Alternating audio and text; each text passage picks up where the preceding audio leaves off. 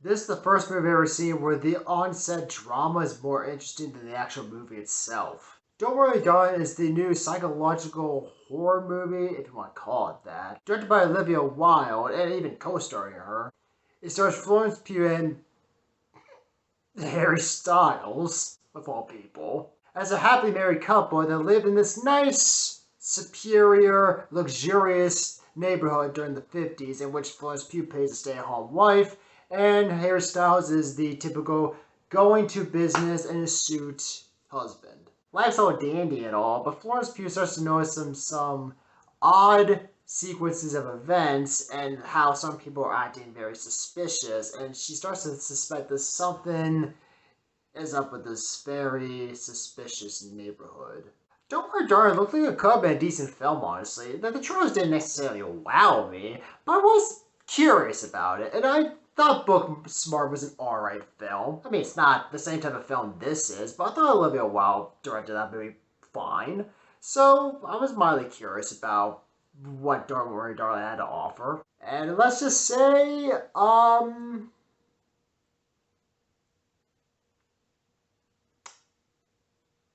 talk about the positives first. On direction level, this movie looks really good. It's a great looking movie on a cinematography level, a production level, costume level. The choices of music they use for that retro 50s stylistic feel and atmosphere nails it. It's perfect. It looks great. And the performances, for the most part, are good. And Florence Pugh particularly, who's really good in this movie. She's probably one of the best parts of this film outside the direction. And the film's premise at least started off like it could have been interesting. It was a little tedious at how it was started off with Florence Pugh noticing something weird. Harry Styles tells her, everything's just fine. They bang. Next scene, she's living her life, notices something weird. He comes back, tells her, "Oh, everything's fine," and they bang again. Like it's just it got tedious after a while. But outside of that, there is an unsettling feeling, at least at the start, that makes you kind of intrigued to know what is going on. Which leads me to the negatives of the film. Aside from the fact that we've seen this narrative done many times now, it's also just handled very poorly. Particularly when it comes to how the third act comes up, and even how the film constantly is basically handling the same themes we've seen in previous films of this kind of story before and done worse. I'd give examples of what they are, but I can't because if I did, it would give away the third act basically. Which I'll give the film marketing credit. They didn't spoil this movie. Unlike a lot of trailers nowadays where they just play the whole goddamn movies. I appreciate them at least maintaining the secrecy for once. I mean, aside from the fact the narrative's been done before, the main issue is how it handles the third act, and even the fact that the way it handles the themes just reminds me of so many better movies that handled them so much better.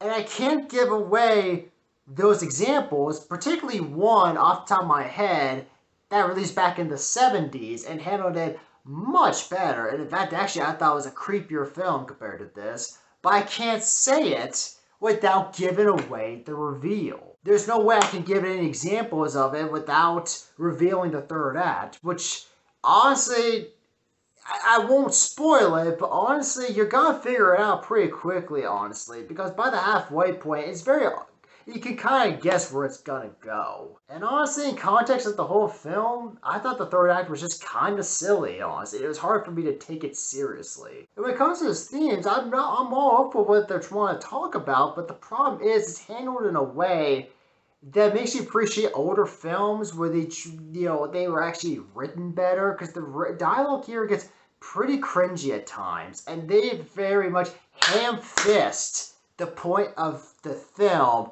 to the point where it gets really agitating after a while. It really makes you not really care at a certain point. It makes it very hard to take the film seriously. Like, it becomes almost like a parody at a certain point. On top of it being ridiculous, it doesn't really make any sense in context to some of the previous stuff that happens in the film when it comes to like certain characters' actions. It makes you question certain aspects of the plot that happens that doesn't really give any answers. A couple of things can be implied, but some things really do need explained. And the way that they explain it here, it just raises more questions than answers. Even with actors like Chris Pine, who is good in the movie, has to say some really bad lines, and even him as the antagonist of the film, he basically acts very villainous out of freaking nowhere for the sake of it because I don't know why. It doesn't even make any sense in context of the film why he would act that way. I guess just to remind the audience that, oh yeah, he's the bad guy. Yeah, treat your audience like idiots in this R-rated psychological horror film, I wouldn't say is the smartest thing to do. And